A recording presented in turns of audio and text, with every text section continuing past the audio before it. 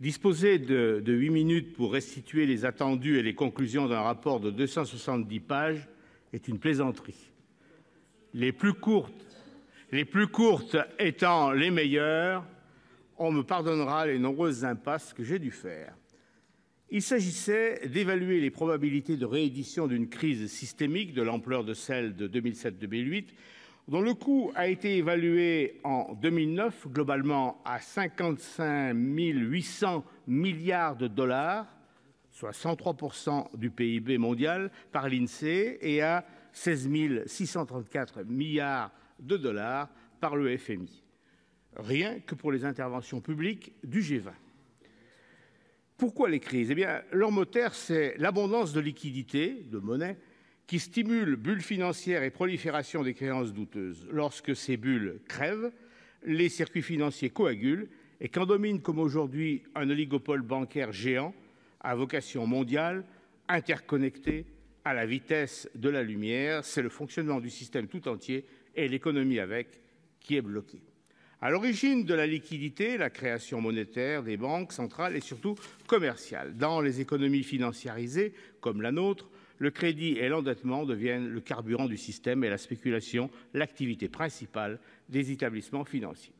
10 ans après la grande crise de 2007-2008, après 13 G20, l'intervention financière massive des États et des banques centrales, un entassement de projets de réforme, force est de constater que le système financier est toujours aussi dangereux. 1. Loin de diminuer, le volume de liquidités en circulation a explosé. Stimulé par une politique de taux bas, voire négatif, l'endettement public et privé n'a cessé d'augmenter. Alimenté par les politiques de quantitative easing des banques centrales, le stock de liquidités a fait de même.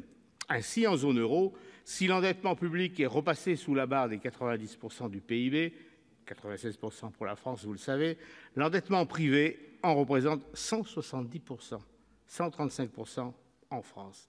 Entre 2010 et 2016, le bilan de la BCE est passé de 2 600 milliards d'euros à 4 560 milliards d'euros, dépassant la Fed et la Banque du Japon.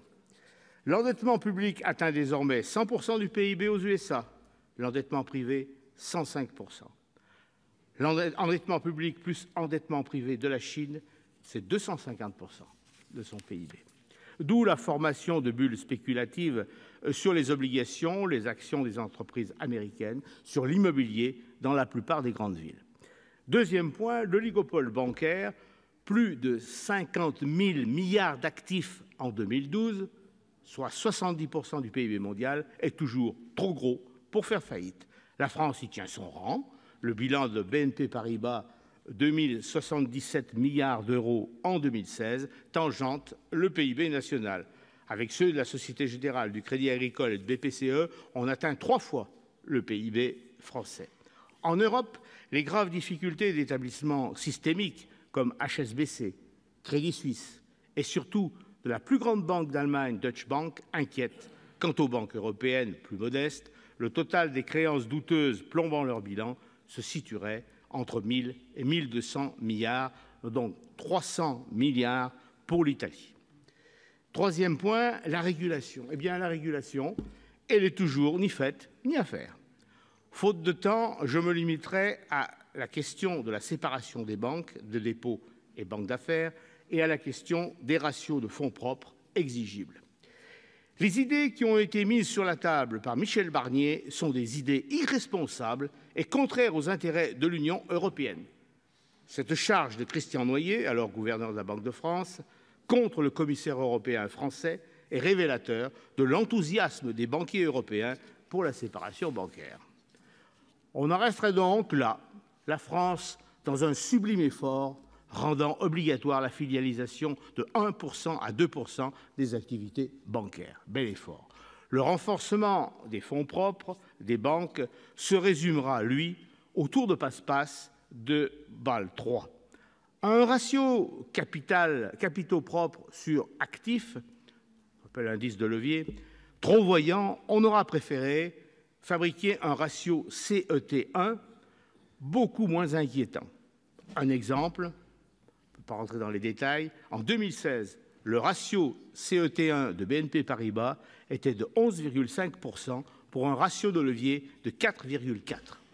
4,4, c'est plus que les 2,6 de son ratio en 2008, mais c'est très loin des 10% recommandés par Alan Greenspan, pas vraiment un ennemi de la finance.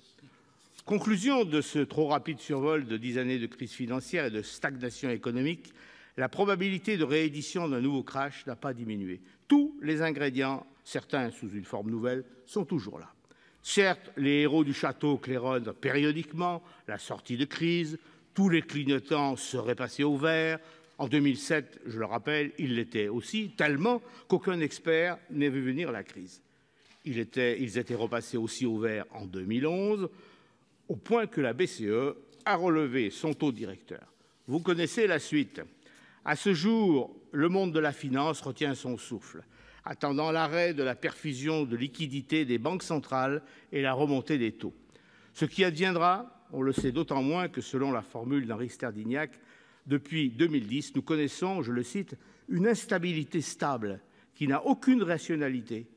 Elle est insoutenable et, paradoxalement, le système tient bon. » Le système financier tient bon peut-être, mais pas forcément les nerfs de ceux qui pâtissent toujours de ces dégâts et de l'attentisme politique général, et qui ont transformé les élections en émeutes électorales. Forte poussée de l'extrême droite partout en Europe, séparatisme nord-italien et catalan, Brexit, élection de Donald Trump aux USA, explosion de l'absentéisme en France. Ainsi, au second tour des élections présidentielles, le candidat élu contre celui de l'extrême droite n'a rassemblé que 43,6% des inscrits. L'abstention, les votes blancs et nuls, 34%. Au second tour des législatives qui ont suivi, la dissidence civique atteindra 62,3%, ce qui signifie que 32,8% seulement des électeurs inscrits ont choisi leur candidat, soit un score moyen de l'ordre de 20% pour les heureux élus.